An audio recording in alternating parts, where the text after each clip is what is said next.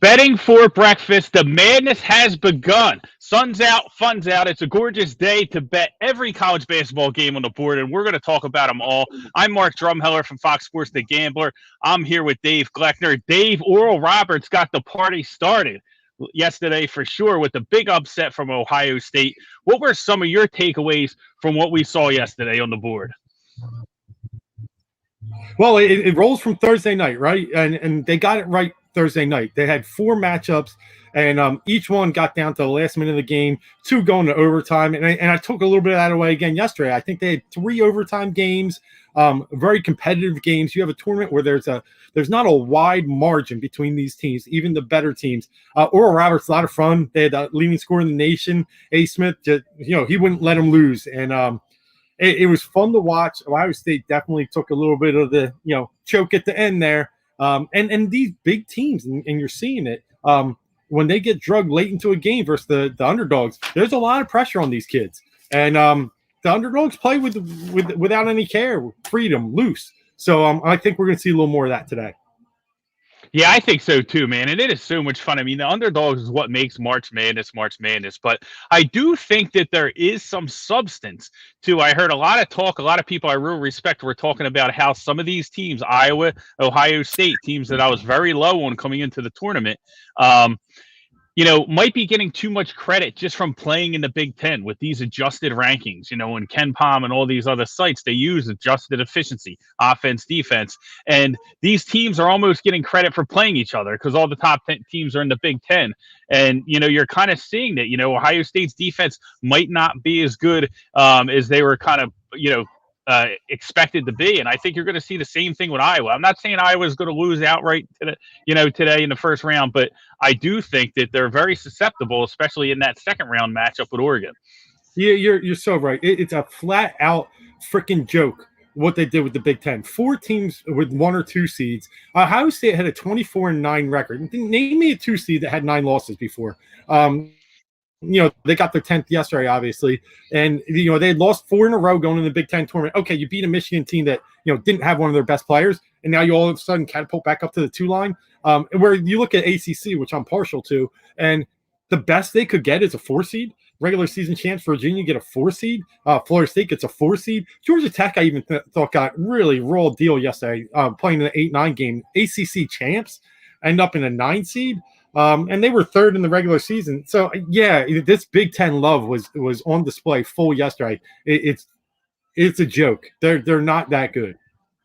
Now let's get into the money, right? Let's talk about how we attack this tournament. From the get-go. I can lead off here. I started with, playing a hedge to actually win it all. I was able to get Gonzaga plus 250 at PointsBet. And I took them. Obviously, they're the favorite, but they were more of my hedge. And I think that allowed me the freedom to go after Houston at plus 2,500, a team that I really like. Gritty, plays defense. Grimes can get you enough scoring when they need to. But they're a team that I think we've seen play in these tough, games, and they just have the mental toughness to pull through. Houston Cougars are a team that I really like. They obviously came out, buried Cleveland State like a lot of people expected as 20-point favorites. But as far as, winning the whole thing in my bracket, I have Houston plus 2,500. I had Gonzaga in the hedge. And then I also attacked some of the Sweet 16 market. How did you attack this tournament from a betting perspective? Yeah, we're very similar in how we saw this one. I mean, you have a rare team in Gonzaga trying to go for that perfect season, first time in almost 30 some years. I definitely had some money. I got in a little later than you. I'm in the 210, 215 range on a couple of my hedge bets. But to me, that's good. That's a little money that you just set aside and see what happens. The one I like Houston, but I actually went with West Virginia as my longer term. They're a team that, they're physical. They've been through the ranks. They've played the tough teams. They've played the good teams. They've played the Baylors. I like them. They're gritty. You never know what can happen if they get on a roll. They're big. They're a team that can trap you. You're just not ready for teams like that in a tournament. Houston does a little of the same. And then Illinois is the other one. So I'm looking at what I did is I took Gonzaga, one side of the bracket, and then I focused on another side for my other 2 futures. And West Virginia and Illinois both fall on the other side in the Midwest. and I'm hoping one of them gets out of that and has a good chance once they get to the Final Four. Yeah, definitely. I mean, that's definitely a good way to attack it. Sweet 16, I actually looked at two teams, and I thought that was almost a better way to, attack the market. Is everybody's like, oh, well, if you're not going to bet to win it, bet, who's going to get to the Final Four, who's going to get to the Elite Eight. But Sweet 16, you just need a nice and easy route. San Diego State blew up on me last night, right? Didn't see that coming. Didn't see them getting upset. So I was on them to make it to the Sweet 16 at plus 300. And then I have Arkansas, who showed up yesterday against Colgate to the Sweet 16. I have them at plus 200. So, I'm thinking the Arkansas ticket looks really good. They just got to get a win in the next round. But that was pretty much, how I wanted to attack this market was pick my winner, hedge it with Gonzaga, and then take a couple of these Sweet 16s. I took a little splash on Winthrop, got smoked last night, didn't work, getting up against Villanova. But I really liked. I thought there was a ton of value in the Sweet 16 market. I really like those bets. I didn't really get into it in the Sweet 16 market. I mean, it sounds fun. I guess next year I'll definitely attack it. But I like your picks, and I did like the Winthrop action because look what you would have had to do: beat North Texas. Yep. North Texas upset Purdue. They would have been favorites in their next game. Unfortunately last night I think Winthrop came in there with a little bit of we're better than Nova mentality. They didn't try and play the underdog role, which I thought they would have played a lot better. And they tried to match up one-on-one against Nova, and Nova just pounded them down low. Good for Nova. Good for Nova. Yeah, it's always good to see the hometown team win. So, Nova advances, and, we got a question, someone checking in here, man. We appreciate you checking in. What do you think about LSU today against the Bonnies? This is a tight spread here. This close matchup could probably go either way. Do you have a lean on this one? Yeah, 2-point spread. 8-9 games are always really tough. I mean, yesterday you had some variance in the Loyola Chicago Georgia Tech game. I think that was because Georgia Tech had its big man out, but you had a 5.5-point spread in an 8-9 game. You usually don't see that, but more typical, you see these pick 'em, these -2s, and that's what you see today with LSU. LSU definitely has coming out of the SEC a little more battle tested, but I tell you what, I lean the Bonnies a little bit. It's just they're an interesting team, a good story. They got hot in the A10 tournament, and I like that they're it's Wojciechowski's school too, right? Adrian Wojciechowski or whatever. And he's been pumping them up over the past couple of weeks, really, showing how good they can be. I like the Bonnies a little bit today. I respect LSU. They're one team I've been riding this year, but I'll take the smaller school in this one. Yeah, I think the Bonnies are a lot of fun to root for, but LSU did play tough against Bama. So, I mean, that's one I'm not betting it personally. I feel like it can go either way. It's definitely a tough one. I think I took the Bonnies in my bracket, but wouldn't be surprised if LSU came to play. Very interesting point talking about the 8-9 seeds. I saw some data that actually broke down, the difficulty of teams pass and, their percentages and how successful they are moving through the tournament by seeds. And the 8-9 seed is almost the worst seed you can get. Like if you think of it as like horse racing, and you get the the 4-post, and it's really like that. It's the 8-9 seed. The numbers were so low for those teams' probability of advancing, just because you run into that number one seed. The number one team gets a layup in the first round, with the 16 seed, and then you have to take on that number one seed. So, as far as seeding, when you get that 8-9, that's like the Grim Reaper, man. That's like a tough spot to get out of. It is, and it always frustrates me when they put teams like, if you remember, they put Wichita State in the 8-9 game one year, and they had to play the undefeated Anthony Davis Kentucky team, and they almost beat them. And it was such a disgrace that you're using up that matchup in the round of 32. And I feel similar to what they did with Loyola Chicago, and now they're going to have to play an Illinois team. Loyola Chicago can play with almost any team in this nation. They really can. Yep. And now you're wasting that matchup in this round. They get fed to the slaughterhouse. It's like, I was a little disappointed in that too, because I thought they could have easily been a 6 or 7 seed. And to put them in the 8-9 is kind of tough. But I think, it's weird because when you look at the bracket, how it shakes out, I feel like they gave Gonzaga a pretty easy path, and they gave Illinois a pretty tough path. when you get into it, you got Oklahoma State baked in there, you got Houston, you know what I mean? So it's really tough, I feel like, for Illinois to advance. And that was part of my thinking when I took the Gonzaga hedge and Houston. I just felt like a lot of people on Illinois, they're hot. Are they going to continue to stay as hot as they've been? But they got a ton of talent on that team. So they're going to definitely be a tough out in this tournament. But let's get into the bets today. What we have going on today kicks off with one of the most fascinating stories. Yeah. Georgetown getting into the tournament, taking on Colorado, and this is a game that I think personifies recency bias, right? You have Georgetown, the incredible story, them getting in, getting hot at the right time. Patrick Ewing, they don't recognize him in MSG, the whole story, right? And then you have Colorado, a team that people have been not really excited about, think they're kind of paper tigers, not really as high as they might be, not really as good as they might be ranked.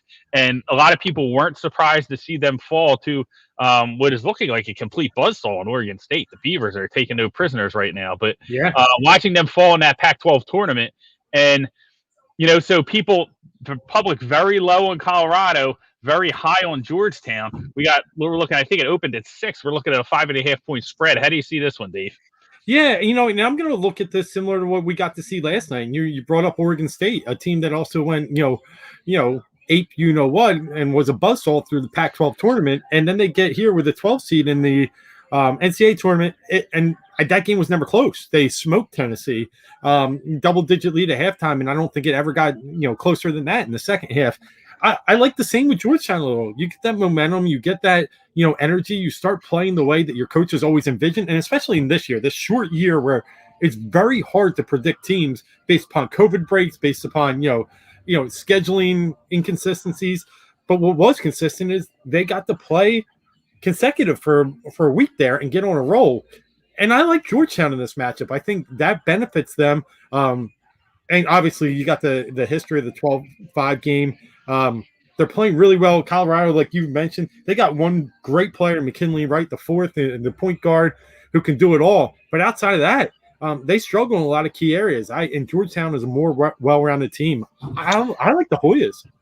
Yeah, I'll tell you what, I like the Hoyas with the points. Whether they'll get it done outright, I'm not sure, but 100% like the Hoya with the points. It's interesting because Georgetown is a team that has been winning with their size, and I think this game is going to be won in the front court. I think Colorado has a little bit of size too, and I think whoever can get the rebound, second chance opportunities, those sort of things, really maybe get the other team in foul trouble down low. I think it's really going to work to their advantage. So I think this is definitely a live betting opportunity because I think you're going to be able to get a feel for that early and be able to jump on whatever side's kind of winning in the front court down low. I think is really going to end up victorious in this one. So, but going to be an exciting game, no doubt, especially if Georgia wins. I mean, if Georgia wins, they'll move on and face the winner of Florida State, UNC, Greensboro. What is the other game that you're looking at in this East region, in the East bracket? We got a lot going on. We got Michigan. Obviously, they should have no problem today. BYU, takes on UCLA today. Texas, Abilene Christian. We got some interesting matchups. Any of these games that you're targeting? Yeah, well, I'm targeting one that I'll save for my 3-pack here in a few minutes, but I will highlight another one that, was on the fringe of my 3-pack, and that is the game that you referenced, who would play the winner of this Colorado and Georgetown game. That's Florida State versus UNCG. Greensboro is a team that really struggles shooting the ball. I think they're one of the worst in three-point shooting percentage, somewhere around 30%. And when they, to beat a giant, to slay, a team, and you look at giant killers, they call, or when the seedings are at least, 6 across, they would need to make a lot of threes today. So how are they going to do that if they're not a great shooting team and then give them Florida State, who, by the way, is one of the tallest, per Ken Pom, the tallest team in the nation? They also defend the ball really well. They hold you to 39.8% field goal percentage. So you don't shoot good against your conference, and now you have to play a giant, and you have to play a team that's athletic, long, get in your face. I think Florida State shows up today. I think they cover this 10-point spread. I like them to actually get to the Final Four. I think this bracket lays out well for them. It's if they can limit the turnovers, that's big for them. They can limit the turnovers, get the right matchup. This team has a chance. So today, that's my pick in this bracket. Love it, love it. Any big upsets you see coming? I mean, obviously, I don't think Michigan's going to be that team to kind of fall next. I know I talked a little bit about the Big Ten and they're wobbling a little bit with some injuries, but I think they should have no problem against Texas Southern. But when I look at some of these other games, I mean, I think, do you think UCLA against BYU, could they be a live underdog? Texas is a team that I've been fading all year. I don't like Texas. Not sure Abilene Christian has enough in the tank to do it. Do we see any big upsets coming out of the East region? All right. Well, you led me to it. Yes. The one that I'll play later in my 3-pack, and I'll play it now. I see UCLA. I really like this team. I'm not a big BYU fan. I think they were way overvalued. I had them more in the 9-10 range, and they fall to the 6th seed. UCLA is the team that has gotten hot at the end of the year. You saw versus Michigan State, they got down 10.5, and they just fought in the second half. They're a very dynamic scoring team. Not great defensively, but they can really shoot the ball. They can really spread you out. They have some athleticism at all positions on the floor. I like what they're doing. I think the Pac-12, you get a little West Coast bias sometimes. We don't get to see them as much. And I'm eyeing them up, and I like them to win outright today. So that's one upset in the East I definitely like. Love it, love it. I mean, I like it too because, to your point, a lot of people were like, oh, Izzo in the tournament, you got to take Michigan State, UCLA, Pac-12. They're just thinking about surfing, right? They don't care. Get them out of here. And I'm telling you, they showed a lot of mental toughness in that game. They would not go away. And they wanted it more. I felt like in that game against Michigan State, I got the impression they wanted that game more. And they got the job done. And BYU is a team that I think, could be ripe here. I think there could be opportunity for them to get the upset. We know there's going to be a lot of them. I mean, there always is. You know what I mean? Yeah. So there's going to be more upsets to come. And I think that this is the game. If I had to target a money line winner, it would probably be that UCLA game as well. Don't love Texas, but think, I'll tell you what, if it ends up being Texas and UCLA looks strong, man. That might be something to look at in the next round. Anything else in this bracket? I think we pretty much covered everything before we head over to the West bracket. But lots of exciting games. And the East just to close on the East. It's the most wide open bracket. I think, obviously Michigan having the injuries they have, they're the most, they're the one seed that is most likely to go down early. They could go down as early as next round in the round of 32. So I think this one's just wide open. You got teams like Florida State, UCLA, Texas, Alabama, are all, got a shot to get to the Final Four. This is a great, great fun bracket. I think we're going to see a lot of excitement in this one. So that's how I close on the East. Yeah, so who do you have, before we move on out of the East, who do you have in your bracket coming out? Florida State. I do. Oh, FSU. Look at that. I do. FSU, the Seminoles. Bama's, I see them facing Bama, and, it'll be a great game. We'll see. Either one could make it, but those are the two I like in this bracket. Yeah, I have Bama coming out. This, I think that, they're pretty good balanced team, and I think that's really what it takes, in this type of tournament. So I got Bama coming out. You got FSU. Let's move on to the West bracket, the Western region. And this is going to be obviously you have Gonzaga. That's going to be a piece of cake. One of the most interesting games I think on here, Dave, there's actually two games that I really like that I want to see. And one of them is Oklahoma, Missouri, right? The 8-9 is always a tight game. And the other one is Virginia, Ohio.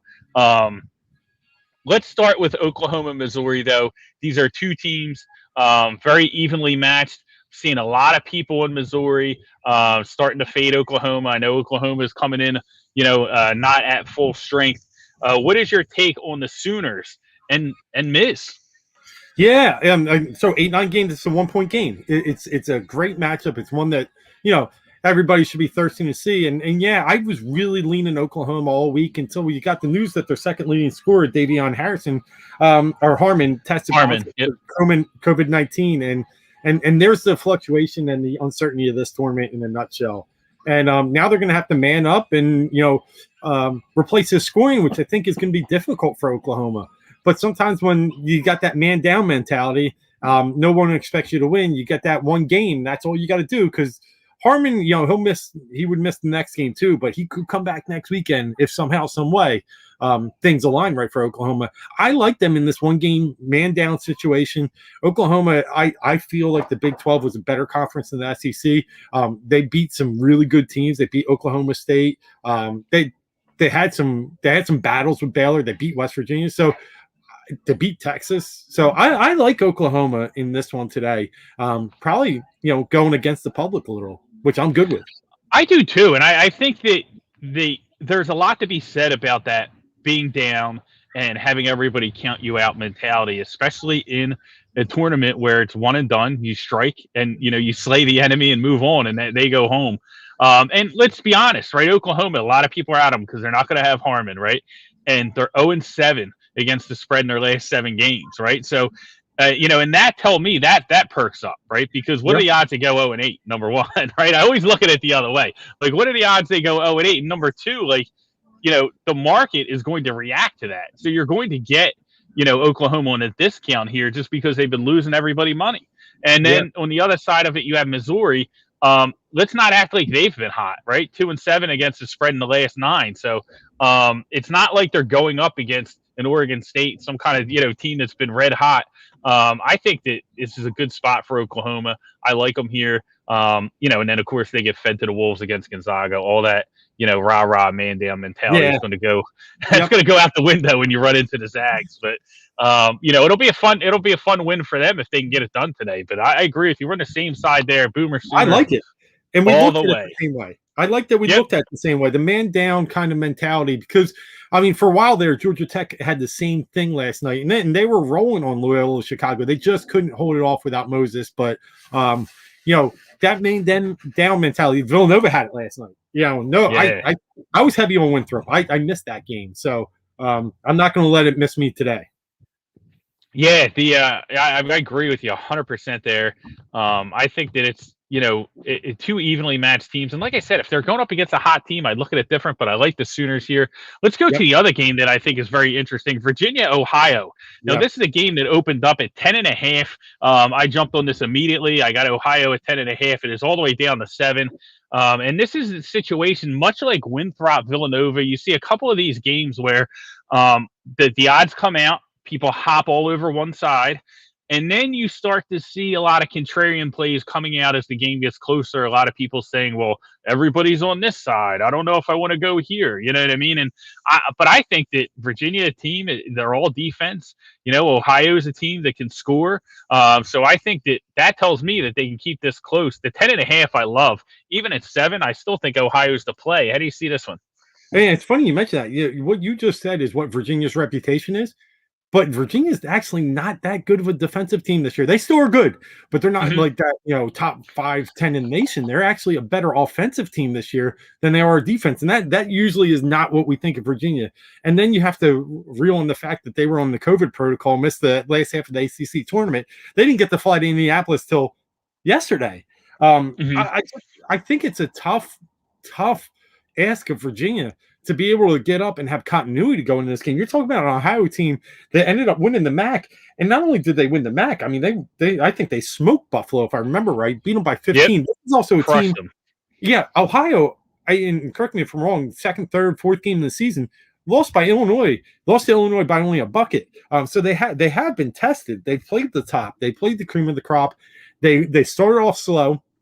I think 3 and 4 in conference play, and then they just caught red hot fire. And now they're in a situation when they're playing a team, you really don't know what you're getting out of Virginia. So I'd be a fool to think that Virginia's the play here. I think it's Ohio. If you get Virginia right, by all means, good job. But all the signs point to Ohio. I don't even care that the spread's moving down. I think that's more, it's coming where it should be. 10.5 was way too high. Yeah, and 10.5. That got smashed once it opened, but I was glad to be a part of that. But could this be money line? Could it be money line? Yeah, I think they are too. Yeah, they're a live dog, man. I don't know. You tell me, these teams that are just coming off these big breaks and not able to finish out a tournament. I just don't know how they're going to be able to respond today, and I can't put my money on that side. Well, from what we've seen this year, I mean, the breaks definitely don't benefit the team. They They don't, kill them. they don't. So, that's the initial marker that kind of says like, okay, do I need to look at fading this team? I got to 10.5. I might sprinkle in a little money line today, to be honest with you. Love Ohio in this matchup. Lots of other interesting games. We got Oregon late tonight, right? We got Iowa, a team we talked about against Grand Canyon. Iowa's a team that I hate, but I just don't think that Grand Canyon has enough here to knock them off early. Kansas Eastern Washington is a game that I think is pretty interesting. Kansas, a team, obviously, not the Kansas that we're used to seeing, right? Yeah. And against Eastern Washington, do you think that they could be a little too heavily favored here? Well, yeah. So you're talking about another team, right? And I'm pulling something up here that did not play or was not able to finish their conference tournament. And I mean, it's hard to imagine. Not only were they not able to finish it, they're going to be without some players because of it too. It's a team completely up in the air. And you look at a team like Eastern Washington; they've gone 13-1 in the last 14 games. I mean, they're a team that has a lot of confidence, playing really well. I don't know, man. I'm with you. It's one of those. Kansas is definitely overrated. I mean, they were at a point where people were worried they might miss the tournament.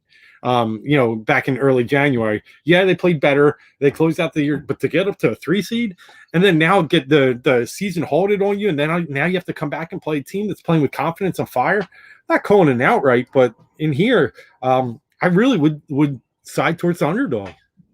I might call an outright. I might just play money line dogs today and just try and just see they hit. You hit one of them, hit two of them, you're pretty good. You know what I mean? Just play some money line dogs, target them that way. Any other games in the West bracket that you like? Obviously, Gonzaga going to roll. Creighton is a team a lot of people are talking about just because of their inconsistency, their inability to kind of string a couple games together, which obviously is not something you look for in a tournament where you got to win 6 straight without messing up. USC is another team, another Pac-12 team. They take on,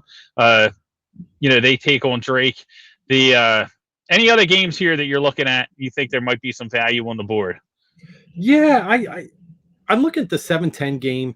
And I'm looking at the VCU Oregon Ducks game, and it's just a cool polarizing matchup, one that you don't get in the regular season. You got a team that's in the top 20 in offensive efficiency in the Oregon Ducks playing a team that's in the top 12 in defensive efficiency in VCU Rams. So you get these contrasting styles. This great, one team that wants to push it, one team that just wants to trap and steal the ball and just make it tough for you. Who can really play their game in that sense? And it's usually the defensive team. It really is. Usually the defensive team is the one that can set the pace and can really get you out of your stuff. And but in this case, I just think Oregon's a little undervalued. And I like Oregon in this game. I think, the Pac-10 again, or Pac-12 again. We've talked about earlier. They don't get a lot of love. They don't get a lot of airtime, and you don't know what you're getting. But you're getting an Oregon team that loves to set the pace, loves to run it up and down the court. If they can play a little defense and get in transition, VCU is not a good shooting team. They're not good offensively. They're not very efficient. If Oregon can just create some easy buckets here, I really like them in this game. Yeah, I do too. That's a game that I'm on with Oregon, and I like Oregon in the next round against Iowa. Iowa's a team that I'm looking to fade. I don't think they have the defense that they need, and Oregon's a team that finished the season 7 games in a row to the over. So they're starting to do Oregon things, as we like to say. Quack, quack. Yeah. Here come the Ducks, baby. And I think they're going to bring home the money today. I think they're going to bring home the money next week against next game against Iowa as well. So I like it. Oregon is definitely a team that I'm on. Who do you have? They lost to Oregon State, right? I mean, where's the harm in that right now? Where's the shame in that? Yeah, I mean, they're the hottest team, in the whole country, I feel like. Yeah. I mean, they're really opening eyes, which means they might slip up next round. Yeah, that's usually how it works. But, we'll take it one round at a time. But let's fast forward before we get into our 3-packs.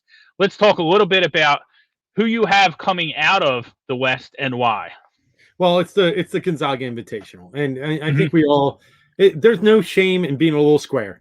And I'll be a little square. It's Gonzaga, and it's Gonzaga all day. I mean, just the way they play. They have 2 potential lottery picks in Suggs and his birthday. Had the great guy, great big man, with down low Drew Kimmy. I'm getting the name wrong right now. Sorry, but they're just so good everywhere. They're offensively efficient. They're defensively efficient. They can run. They can slow it down. They are the best team in the nation. They've only been, really tested one or two times. I think there's only 2 games that have been less than double-digit points for them. BYU did have them a little bit in the championship game. They had a lead at half. That was great for Gonzaga. They got their test and went out in the second half and beat them by 20. It's they're a team, man, that's really, really special. Now, Gonzaga's known for not closing it out. I get that. But I think this is one of those situations. They're the best team, got a great coach, have so much talent. I don't see any of these games being close. Yeah, I'm with you. Gonzaga definitely coming out of that bracket. For my Final Four, I have Alabama, I have the Zags, I have Houston. I have Houston win it all, and then I have Arkansas. I have the Razorbacks coming out of the South. I also have some Sweet 16 money on Arkansas as well. What does your Final Four look like? I'm pulling from my main one. I did do 2, and I went with 3 number ones with Gonzaga, Baylor, Illinois, and Florida State. But I will tell you that the one I do have variance in, I do have Arkansas. I like Arkansas. I like that. In my second pool, I do have them beating Baylor. I like that they got tested by Colgate yesterday. Look at it. It was 33-19 at one point. Colgate looked like they were rolling. Arkansas went on a 19-0 run. 17-0 closed the half and then opened the second half and just blew the doors. They ended up flipping that script by 35 points. They needed that yesterday. And Eric Musselman, their coach, they're exciting. They're good. So I'm with you in the South. If there's going to be a little variance, I like Arkansas. And if there's a little variance in the Midwest, I like West Virginia. I know Houston too, but I just think Houston's so fast how they play. And when they have to go up against a physical team like West Virginia, I fear that's a bad matchup for them. I think Houston would have survived in any other 3 seed. But this one's a tough matchup for them. So that's where I got the Gonzaga, Baylor, Illinois, Florida State with a little hedge on Arkansas and West Virginia. I love it. And before we move on to our 3 plays, I want to talk a little bit about, obviously, Heat Ratio Sports, the network that we're on now. Guys, everybody like and subscribe to the YouTube channel. We got a lot of great stuff coming up, especially some giveaways. If you go to bobbleheadhall.com, you can see all the bobbleheads. We're going to be giving a couple of these away. The new one they have out now is Sister Jean from Loyola, right? Yeah. So everybody loves Sister Jean. So they got a ton of them out there. So make sure you go over there, bobbleheadhall.com. But we're going to be having some giveaways. So subscribe to the YouTube channel. You can get on all the shows and you can kind of see them there. Bobblehead.com. It's the Bobblehead Hall of Fame. And go make sure you go over there and check them out. Support them. They're going to be supporting us. We're going to be doing a lot of good things together. But let's get into our 3 plays, man. That's really what it's about. The 3 plays. And last week I went 2-1 into 3 plays. I had Dan Ige right in the UFC plus 150. We cashed on that, knocked him out in like 20 seconds. That was a nice, easy win. And then we went over to the FCS. I had Southern Illinois plus 4.5 over Northern Iowa. Another dog outright winner in the FCS. So they won that game 17-16. That kind of played out exactly like I thought. Very low scoring game. And then, of course, my one loss on the 3 plays was the Oilers' first half spread. They were not able to get it done. But Dave, I'll let you kick things off with the 3 plays. You want to fire off for the people. Yeah, and I'll make it easy. I just gotta start with the one that I did throw out there early in this. I'm gonna make it an NCAA tournament day. Why not? I mean, this is the best time of the year if you're a college hoops fan, and even if you're not a college hoops fan, weather getting good. St. Patty's Day just passed, but you got some Aaron Express still going on. A lot of good drinking, a lot of good basketball. Even if you're not a hoops fan, it's a great weekend to bet the hoops. So I'm going to stick with that with my 3-pack. And the first one's easy. Like I said earlier, I just like the way the Bruins are playing. I like the energy they're having. I know they focused on what's his name's dad, Nick Cronin, throughout most of the broadcast the other day. But there's something to be said when you have that close-knit family. And that's what UCLA seems to me. Jimenez put up his best game of the year, 27 points against Michigan State. They're just starting to come into their own. They're a young team, and I like them today. Give me a 3.5, UCLA Bruins. you see a lot of teams that play the playing game, win the next game just with that momentum. And now they don't have to travel from Dayton to another site. They get to stay in Indianapolis. So that's another little advantage I like too. They really got game tested already, and now they get to play BYU with some momentum. Love it. Bank on the Bruins. Fade them Mormons. Let's get it done.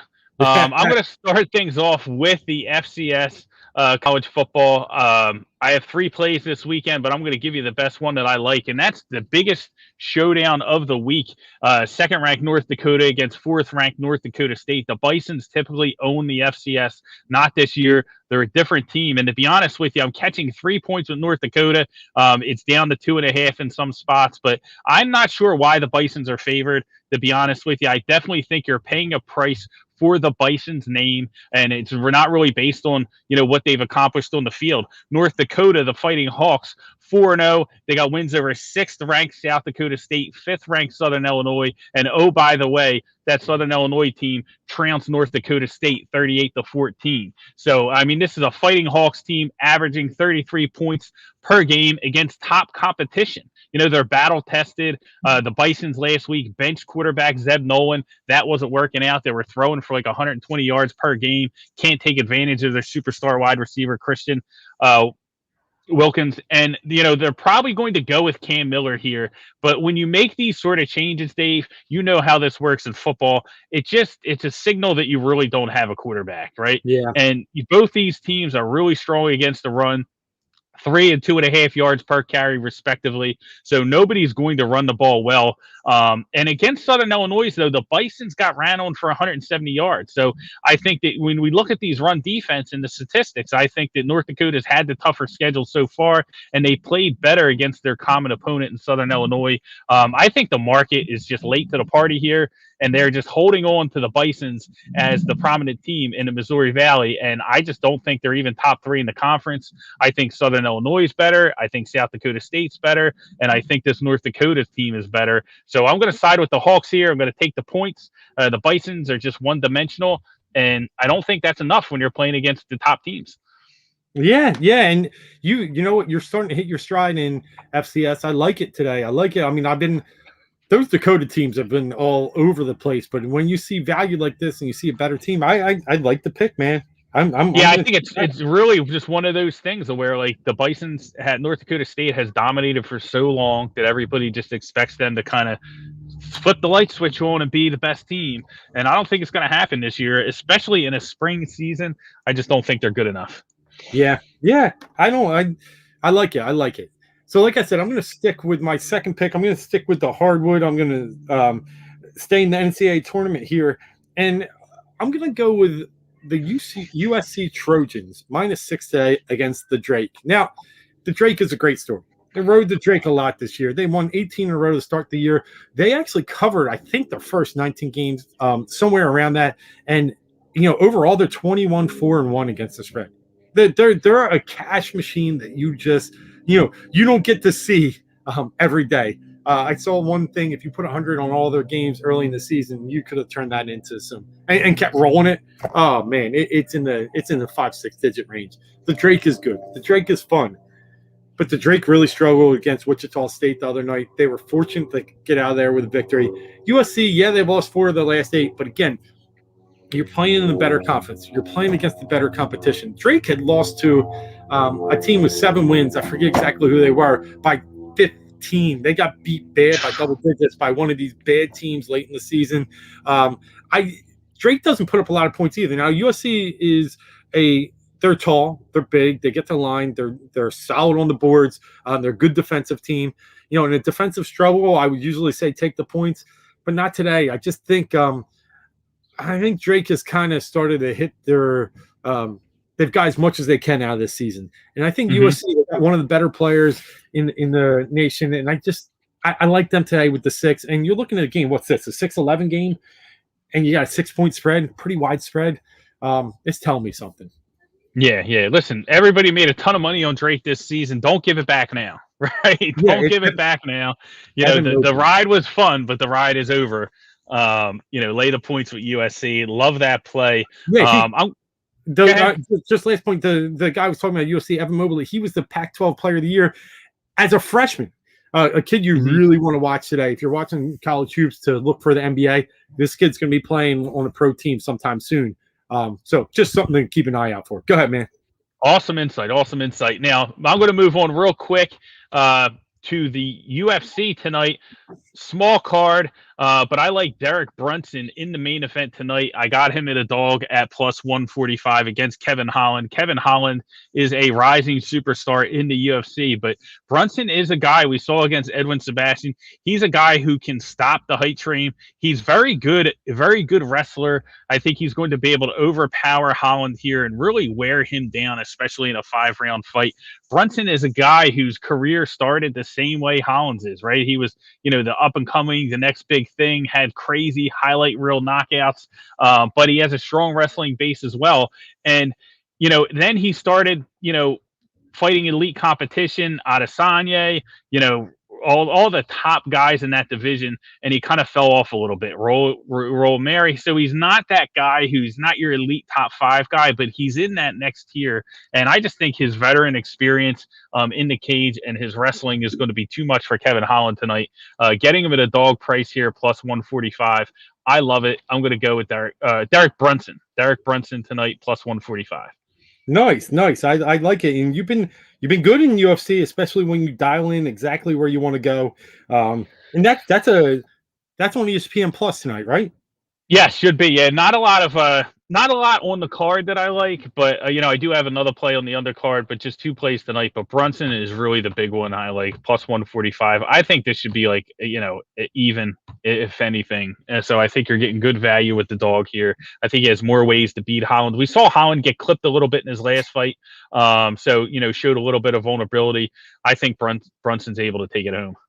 Nice. All right, I'm going to wrap it up with one more game today. I'm going to go out to the East, and it's one game we didn't really talk about too much, but we'll talk about it here. And it's a 7-10 matchup where I like the favorite, and that is the 7 seed UConn Huskies, -3 versus Maryland. You got a Maryland team. I think they were like 16-13 overall, 10-12 in the Big Ten. Again, I think you're getting a little Big Ten love, and we've started to see what the Big Ten love does to some of these teams. A little overvalued. The best player on the court resides with UConn in James Bouknight. He was averaged 19 points per game. Was one of the Big East players of the year. Definitely all first team Big East. Maryland cannot put the ball in the hoop, and they're decent defensively. They have a decent defensive efficiency, but we've seen a team that can't put the ball in the hoop versus a team that has a star player that I'm looking at. I know it's not a big comparison, but Oral Roberts, when they had the best scorer on the court last night, similar to what UConn will have today, you're able to hang in that game and always have a relief valve, a safety point. And I think UConn's going to be able to have that. And I just don't know how Maryland's going to be able to keep up with UConn, they struggle offensively. And I like UConn in this game. I think you're getting a good value at -3. Love it. The Huskies, pencil it in, circle it as a winner. I'm going to move to the NHL. Did not hit last week the NHL first period spread with the Oilers. The Canucks stung us on that one, but I'm back. I'm back for more. The first period spread I like this week is going to be the Florida Panthers against Nashville, -0.5. You can get this at plus money. I think this is a great play here. Florida's coming off the 2-1 loss. Florida actually scored first in that matchup last night, scored in the first period. When you look at the last 3 meetings between these teams, Florida's outscored them 4-1 in the first period. Florida typically not a first period over team, so that the defense is usually on point early. So I think that they can hold down a Nashville team. Listen, Nashville's got the 5th worst goals per game average. The offense is not good. They only average 2.37 goals per game. So you got a bad offense against a team that's usually dialed in defensively. I'm going to take Florida here, first period spread, plus money, -0.5. So all they got to do is win the first period, and you win the cash. I'm pretty sure that's an early game. I think it's going off at 2. So you have plenty of money to lay on Oregon tonight. Oh, yeah, I love it. And look at you. Look at you. Like you've dialed in these NHL games as well. Been successful. I mean, I've been giving them 2 in 1 week. You've been giving them 2 in 1 week. We need a 3 now. And I feel like we need some sweeps, baby. I feel like one of us is going to get a 3-0 right here. If not both, we're really, my niche, I love some hoops. You really do dial in these good UFC hockey lines. So I would advise the listeners to definitely jump on Drums' bandwagon on those. Yeah, I love it, man. Nothing but winners here, man. I can't wait. This is going to be an awesome Saturday, Dave. There's so much going on. I mean, listen, we'll be back Wednesday to talk some golf Wednesday night. If you guys didn't tune in, Wednesday night is our golf betting show. Make sure you tune in. Giving nothing but winners out there. The Honda Classic's going on now. We got plenty of people. Dave, I know you're on Henley. You're on Henley. I'm on Lowry. We're giving out a ton of winners on that show. So, hit the subscribe button on YouTube. That way you get notified whenever we go live. Wednesday night is golf, and then we do everything college sports here on Saturday. And plus, we go a little bit outside of college sports, give you a little bit of everything, get down on every single sport. But, listen, everybody, thanks for tuning in again. Like, subscribe to the YouTube channel, Heat Ratio Sports. Go over there, like, subscribe it, tell your friends, interact with us on there. We want to know your picks. We want to have a little back and forth conversation with you guys. Maybe we're not seeing exactly what you're seeing, but it's going to be a ton of fun with March Madness. It has just begun. So plenty of bets to get in, plenty of games. It's going to be a real fun couple weeks, Dave. It absolutely is. There's no break in the betting action. That's why we're here. Mm-hmm. That's why we're doing this. That's why we're having fun. That's why we're on the Heat Ratio team. We're all sports all day, every day. And if we can make a little money doing that too, even better. So, dial in, join the fun. Because that's what it's all about. Bet responsibly, join for fun, winning a couple bucks from your teams while enjoying this beautiful weather. That's our goal today, tomorrow, and going forward. Much more coming. We will see you guys Wednesday night for the golf show, and then we'll be back here Saturday. Thanks for tuning in. Hopefully all your sweats turn into more money into your sportsbook account. I hope they all end up winners. We'll see you guys next